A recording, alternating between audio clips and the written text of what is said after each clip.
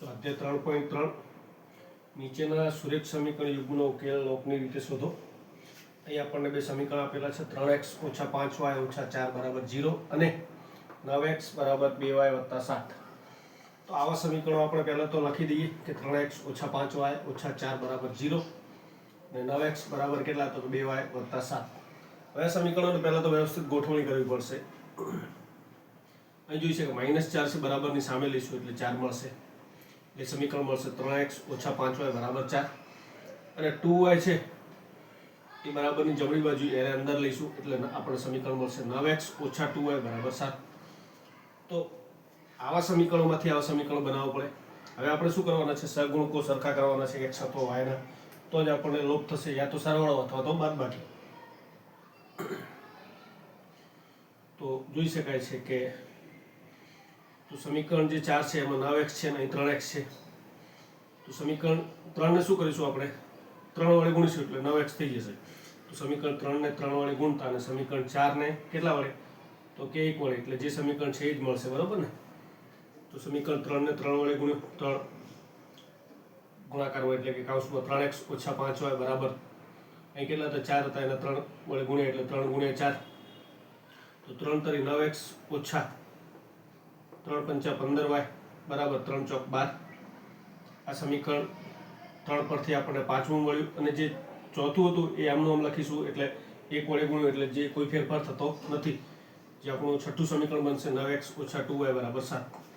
હવે શું કરવાનું છે કે આપણે લોપ કરવાનો છે। અહીં જોઈ શકાય 9x 9x સરખા છે, બરાબર।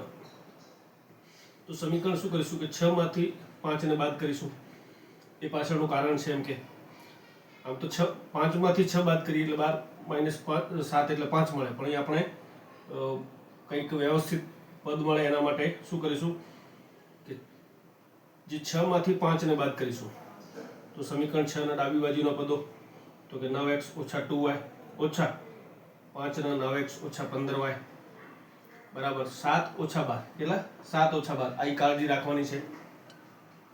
તો 9x - 9x થઈ ગયા, -2y અને માઇનસ ગુણ્યા માઇનસ એટલે પ્લસ, તો શું થશે +15y થશે। તો અહીં જોઈ શકાય 9x - 9x એટલે આ પદ 0 થઈ ગયું, પણ 15y - 2y એટલે કેટલા મળે 13y મળે। તો આ પદ લાવવા માટે આપણે શું કર્યું, સમીકરણ 6 માંથી 5 ને બાદ કર્યું, બરાબર ને। તો બરાબર શું મળે -5 માટે y બરાબર શું મળે, તો કે -5 ના ભાગાકારમાં 13 ગયા માટે y બરાબર શું મળે આપણને -5/13।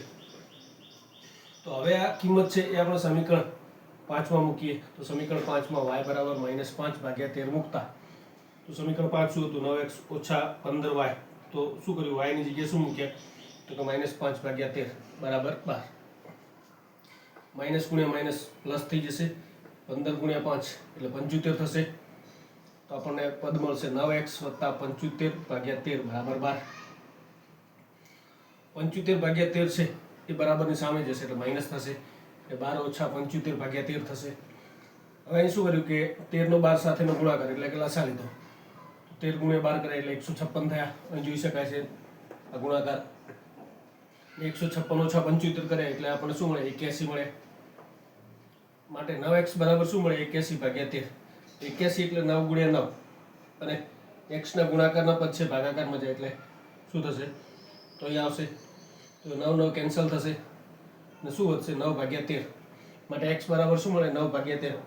આમ આપેલ સમીકરણ યુગ્મનો ઉકેલ x બરાબર શું મળે 9/13 તથા y બરાબર -5/13 મળશે। તો આ રીતે દાખલો ગણી શકાય। તો કાળજી આ જગ્યા પર લેવાની છે, અહીં કાળજી લેવાની છે લસા લેતે, તો બસ 2-3 કાળજી લો એટલે તમને દાખલો સારી રીતે આવડી જશે, બરોબર ને।